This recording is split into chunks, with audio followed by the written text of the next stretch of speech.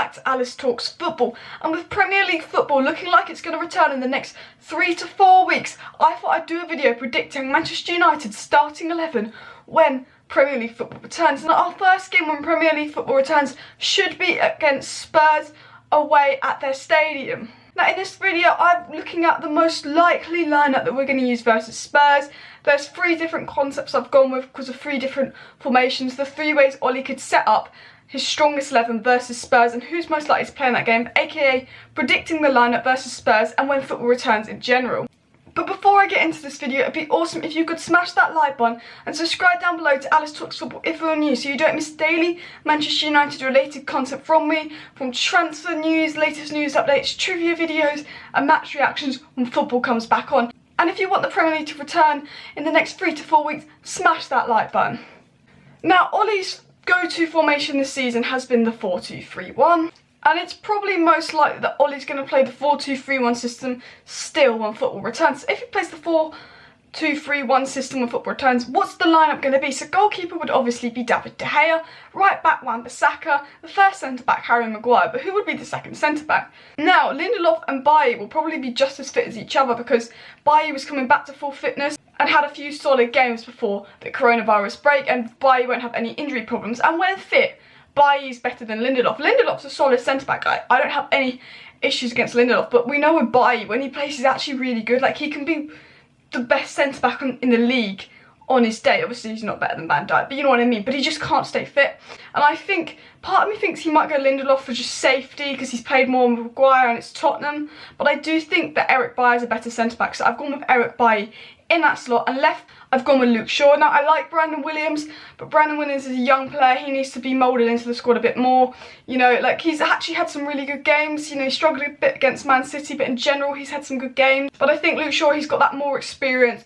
You know, it's been a long break, it's a big game coming back, especially Tottenham away, so I think it'll be Luke Shaw. Now the midfield is where it gets interesting, because you've got Pogba, Bruno, Matic, Fred and McTominay, which have all been solid for us. And in this time, Fred has probably been our player of the year along with Wan-Bissaka, so you can't really drop Fred. But then you have the likes of Pogba and Bruno, and even though it's the 4-2-3-1 and you have 2 CDMs and Pogba and Fred aren't really out and out CDMs, I do think because there's 2 of them and they're playing in the dual partnership that he will play Pogba and Fred at CDM.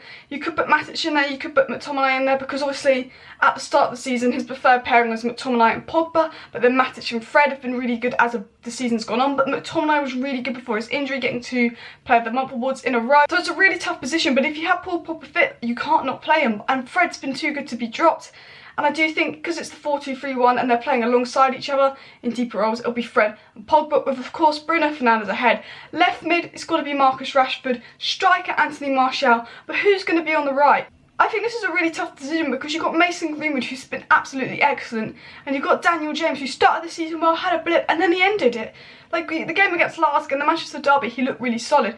And I've gone with Dan James, although I'd love to see Greenwood, and I kind of want to see Greenwood more. I think he'll play Dan James because at the start of the season, when Dan James was fresh, he was so good, he was so impactful. And after this break, I think he's going to be fresh. I think he's going to be a better Dan James because of this break. Even though he was on a good run of form before it, I just feel like when Dan James is refreshed, he's got his energy, he's in the zone, he's a great player, and I think he'll be a little bit more impactful than Greenwood. I think Greenwood has a bit more impact off the bench if we're losing, because obviously if they're sitting deep, Greenwood's a little bit better at breaking down teams, while James is better at running at them, if you know what I mean. So I do think we'll probably set up the 4-2-3-1 system. James, Martial, Rashford, Bruno, Pogba, Fred in the back 4. Now I'm going to keep the back 4 the same for the next formation, which is the 4-3-3. Now Ole Gunnar Solskjaer used this formation when he first came into Manchester United with Matic, Herrera and Pogba. I'm doing this formation, but because it's only one CDM and Fred's not an out-and-out CDM, I'm going to put McTominay in there. I actually think Matic would be better at this role, but because McTominay's younger and he's a bit more favoured under Ole, I've put McTominay in there with Pogba and Bruno Fernandes just ahead. Bruno's sort of a number 8, Pogba is a box-to-box but a little bit deeper than Bruno Fernandes, and of course a front 3 of Rashford, Martial, and I've actually gone with Greenwood. Like, I don't really know why, because I can't really choose between Greenwood and James, but maybe in the 4-3-3, Greenwood's a little bit more effective, because I see Greenwood is really a striker, but he can play on the right. So I put Greenwood in there, but it could be Greenwood or James. But I do think it's a 50-50. I do think James edges it because of how good he was at the start of the season and the impact he could have.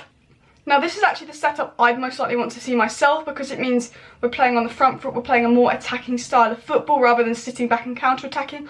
Although against Tottenham, they're going to want to attack us. They've got Kane and Son back most likely.